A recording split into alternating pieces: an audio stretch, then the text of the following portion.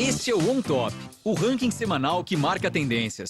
As primeiras posições relacionadas a fatos e personagens que mais se destacaram no showbiz. Hoje apresentamos clipes que marcaram os anos 90.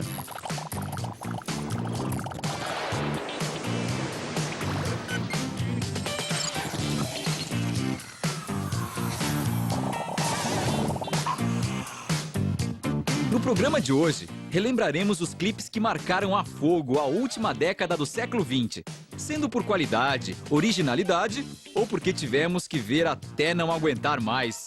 E começamos com o 10º lugar, Sabotage dos Beastie Boys.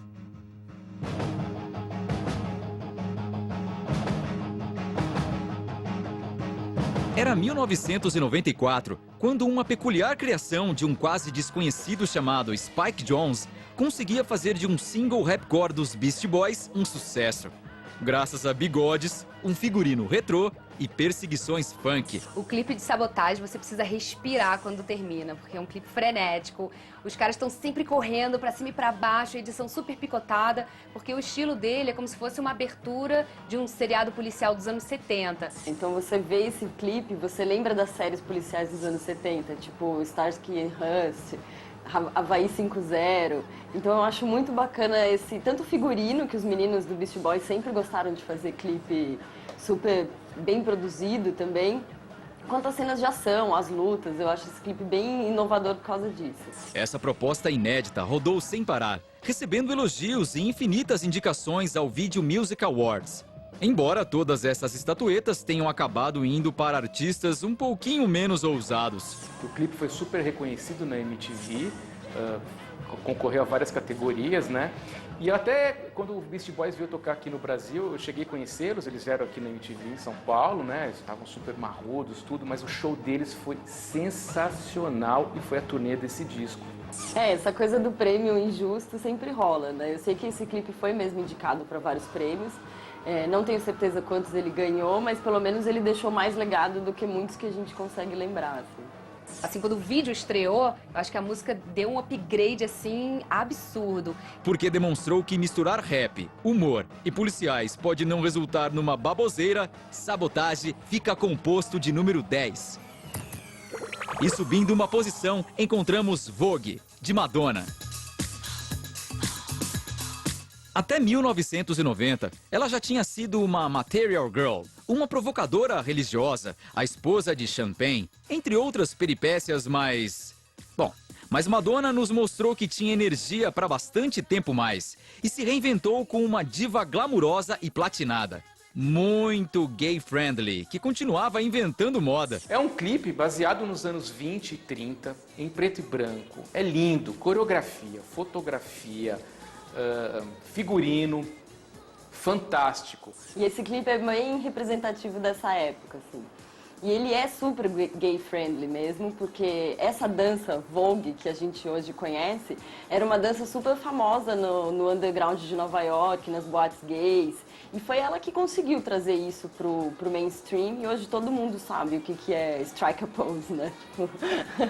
Além de se tornar o single mais vendido do ano, esse vídeo difundiu globalmente o voguing, uma curiosa tendência de dança que nasceu no circuito queer nova-iorquino e acabou fazendo com que todo mundo passasse ridículo pelo menos uma vez na vida. A coreografia, na verdade, a Madonna fez essa música porque ela ficou inspirada na dança Vogue que estava rolando na época em Nova York. Tinha uns dançarinos que faziam essa dança Vogue, ela gostou da dança, resolveu fazer uma música para homenagear essa dança e convidou os bailarinos e os dançarinos que faziam essas coreografias nos nightclubs para participar do clipe dela. Parece que na audição do clipe tiveram milhares de bailarinos para fazer o teste, para participar.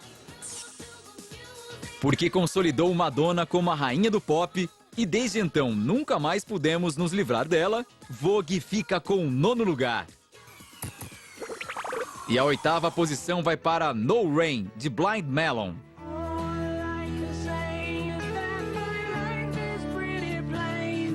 O neoliberalismo não foi o único revival dessa peculiar década, nem o mais trágico.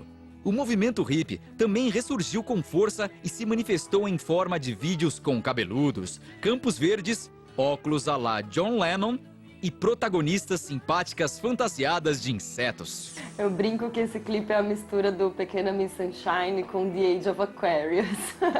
Porque é bem isso mesmo, tem essa criança fazendo uma audição vestida de abelha e ao mesmo tempo os caras tocando num gramado verde com umas roupas nada a ver, que era mais ou menos o estilo da época também. Bom, primeiro que eu acho esse videoclipe muito ruim, assim, feio, não diz nada. Eu fico até com pena da abelhinha, né?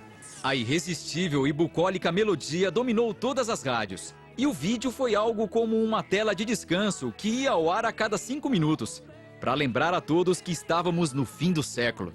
E que a imagem era muito mais importante que o conteúdo.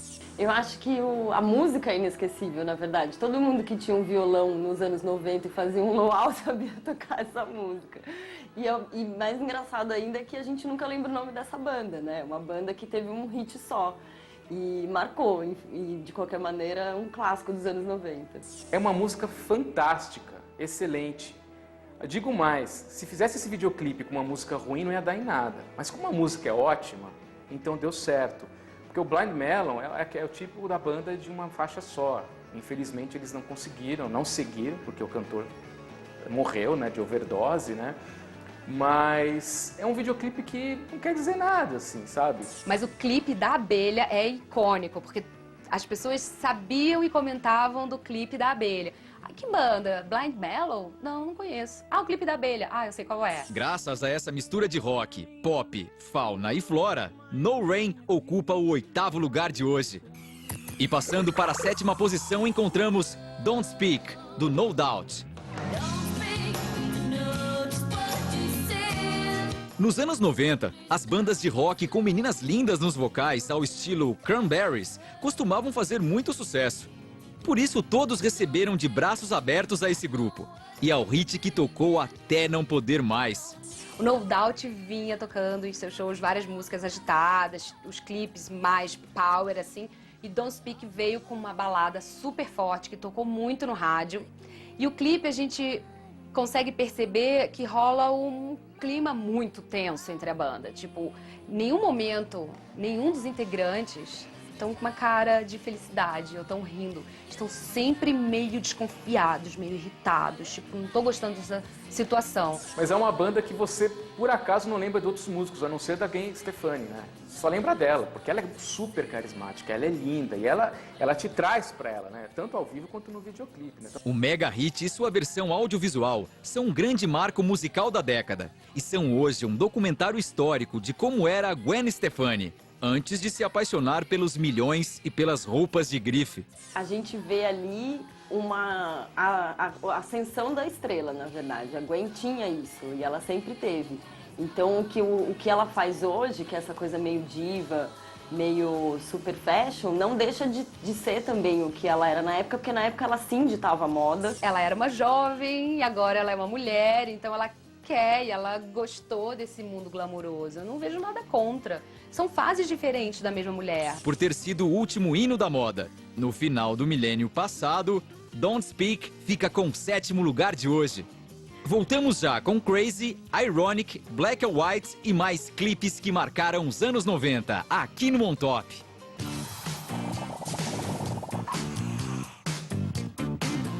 Estamos de volta com On Top e os clipes que marcaram os anos 90. Passaram por aqui: Sabotage, dos Beastie Boys, Vogue, da Madonna, No Rain, do Blind Melon e Don't Speak, do No Doubt. Mas ainda tem muito mais.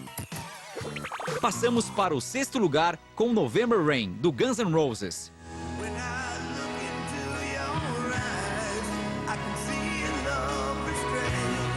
Embora fossem conhecidos desde a década anterior, Use Your Illusion deu ao Guns uma turnê mundial interminável. A fama sem limites e baladas feitas para dançar coladinho com uma mítica Chuva de Novembro. Eu odiei. Eu achei um clipe pretensioso, muito cheio de pompa e não me dizia nada. Não tocou em mim nada. Porque ele é muito bem produzido mesmo. É um dos clipes mais caros da história até hoje. E ele reflete toda essa mania de grandeza e extravagância que o Guns N' Roses tinha, né? Com um custo de mais de $1 milhão, o vídeo megalomaníaco de quase 10 minutos foi a prova do quão elaborados podiam ser os clipes. e de como os rockstars dos anos 90 podiam ser pretensiosos. Mas o interessante é que todo mundo critica o Axl Rose. Ele ficou 9 anos trabalhando nessa faixa, na composição dela. E quando ele fez, foi um grande sucesso, porque é romântico e o videoclipe é um dos videoclipes mais caros da história. Tem orquestra, figurino, é um absurdo esse clipe. Tocou demais, tanto aqui no Brasil quanto no exterior.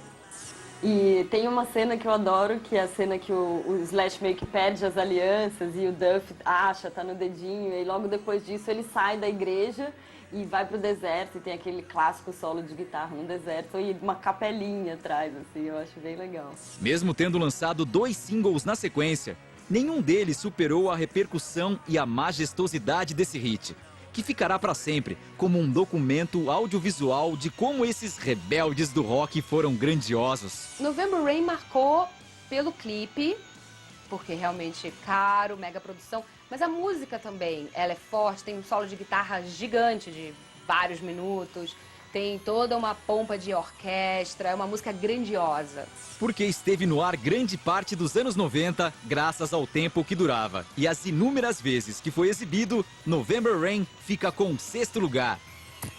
E a 5ª posição vai para Black or White, de Michael Jackson. Apesar dele ter deixado sua marca por grande parte do século XX, um dos seus momentos mais icônicos foi no princípio de 1991, quando lançou o álbum Dangerous. Inaugurou uma nova etapa da sua carreira com uma polêmica dúvida que lhe acompanharia até o fim de sua vida. Black or White? Esse videoclipe ele é polêmico, né? Inclusive pela letra, Black or White, que o Michael Jackson fez, meio que uma resposta dessa obsessão dele em ser branco, né? Essa volta ao mundo contra o preconceito, que foi mais ou menos isso que ele tentou fazer, me marcou muito na época. Eu acho o clipe super incrível. É um clipe também mega production, sabe? Aquela coisa exageradamente produção.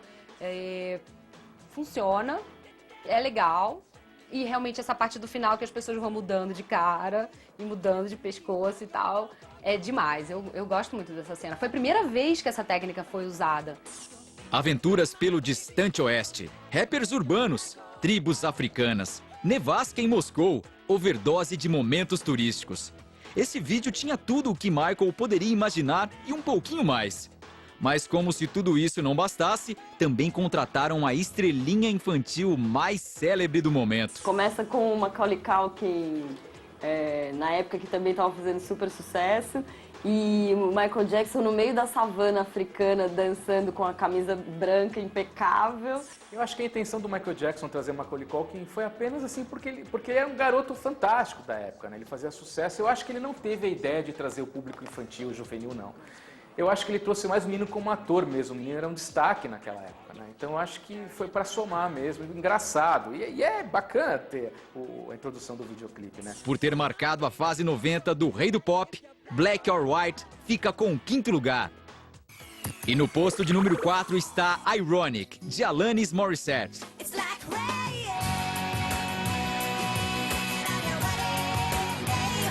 Na época em que víamos os vídeos pela TV e ouvíamos música pelos compact disc, as cantoras neuróticas estavam na moda. Talvez seja por isso que em 1996, essa canadense tenha feito tanto sucesso. Alanis Morissette surgiu num cenário que era dominado por homens, né, como sempre, mas ela veio com o estilo neurótica de cantar, veio fazendo mãos e gritando, louca, com cabelo gigante, assim.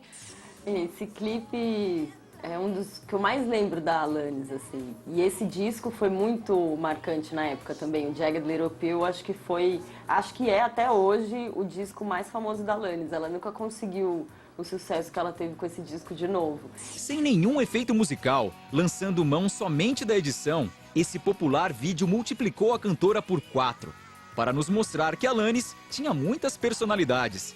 E que todas elas gritavam histericamente. E chega a ser engraçado a Alanis interpretar vários personagens. Ela é uma grande atriz mesmo, né? Porque ela está dirigindo e pensando no que vai acontecer. Depois ela aparece atrás se debatendo no carro, já com as consequências do dia, né? Então, assim, ela é uma grande artista, né? Tá provado. Mas além desse clipe, os anos seguintes sofreram um tsunami de hits lançados pela cantora, que tornaram seus traumas conhecidos pelo mundo inteiro e a transformaram num autêntico sinônimo dos anos 90. Total, sem dúvida, todo mundo sabe os traumas amorosos, pelo menos, da Alanis, assim. Isso é uma coisa legal. Por ter dado aos canais de música um pouquinho de sensibilidade feminina e loucura, Alanis, com Ironic, fica com a 4ª posição do ranking de hoje. Voltamos já com os clipes que marcaram os anos 90, aqui no On Top.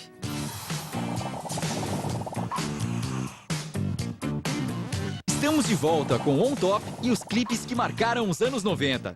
Passaram por aqui: Sabotage, Vogue, No Rain, Don't Speak, November Rain, Black or White e Ironic. Subimos agora ao pódio com a posição de número 3, Crazy, do Aerosmith.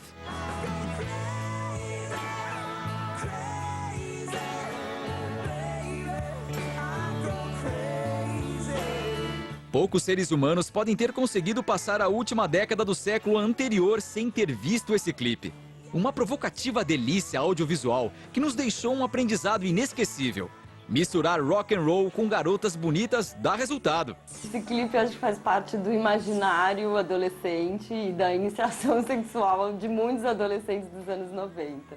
E o videoclipe traz as lindíssimas Alice Silverstone e a Liv Tyler, né? A filha do Steve Tyler, que é a estreia dela como atriz, né? Tem até uma parte que elas fazem meio que uma cena de lesbianismo, assim, foi super polêmico na época.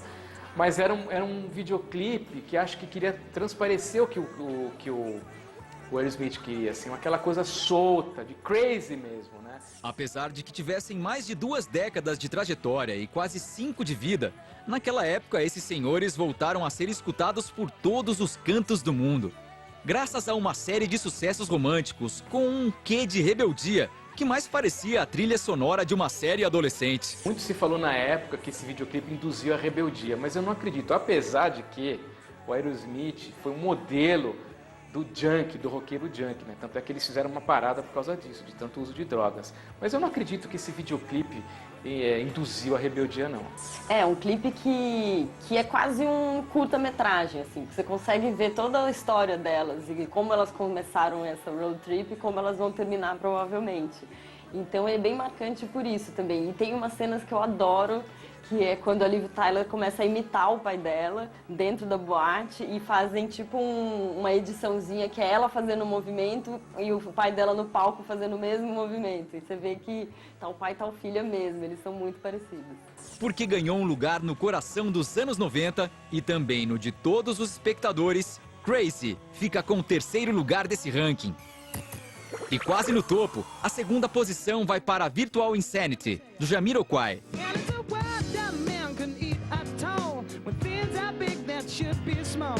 Além dos chapéus estrambólicos do J.K., outra coisa que marcou o mundo musical da época foram os caprichosos vídeos dessa banda, que sempre conseguiam nos surpreender e nos deixar com um pouquinho de náusea. Sem animações nem efeitos, o clipe conseguia transmitir uma atmosfera irreal com cenários móveis e movimentos muito ensaiados. O que colaborava para que o hit grudasse na cabeça de todo mundo. Perfeito, assim, acho muito bom. A dança dele é incrível. Eu queria ter feito um clipe desse. Eu confesso a você que eu não gosto desse videoclipe, me incomoda de ver o J.K. ali sozinho, por mais que tenha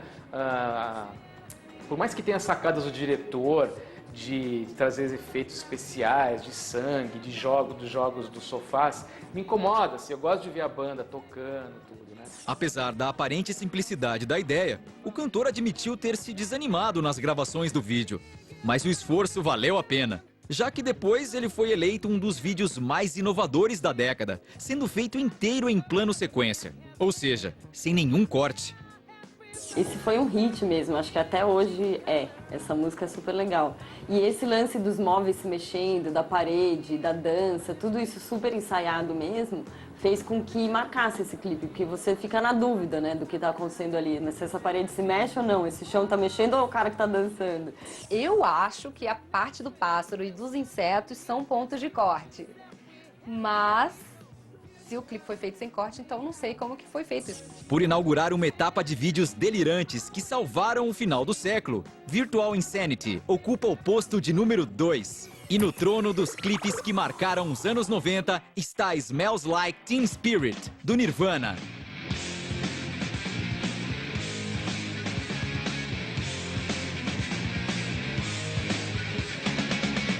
Na era do culto ao sucesso e à imagem, a banda ousou mostrar a cara menos alegre da década com um hit que cheirava a espírito adolescente. Ou seja, sujo, apático e muito autêntico. Bom, esse talvez seja um dos videoclipes que eu mais assisti na televisão.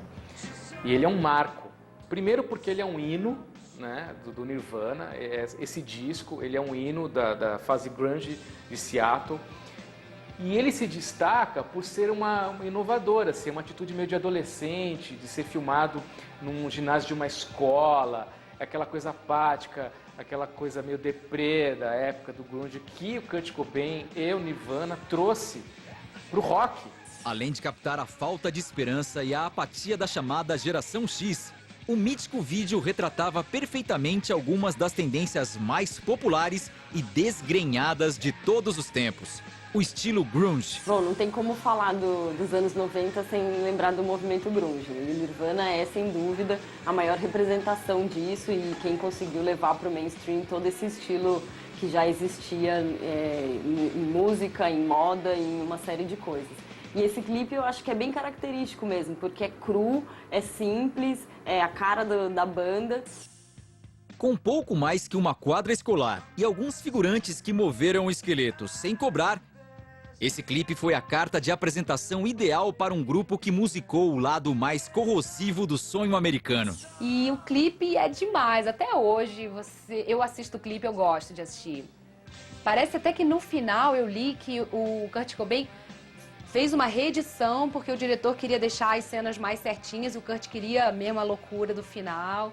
O clipe é um crescente, né? Você sente que tem aquele clima calminho e termina uma loucura, que tem a ver com a música, que ela começa num clima mais soft e a dinâmica vai no auge ali no final. É perfeito esse clipe, é o clipe da década de 90.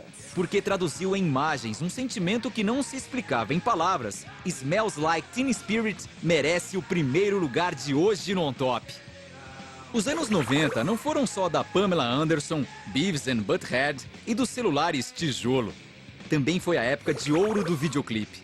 Uma fase em que esses musicais em miniatura eram vistos não só pelos fãs, porque ficaram gravados na história da MTV, na cultura pop e na parte mais nostálgica de nosso cérebro, que esses foram os clipes que marcaram os anos 90. Muito obrigado pela companhia. Nos vemos na semana que vem com um novo ranking aqui no On Top.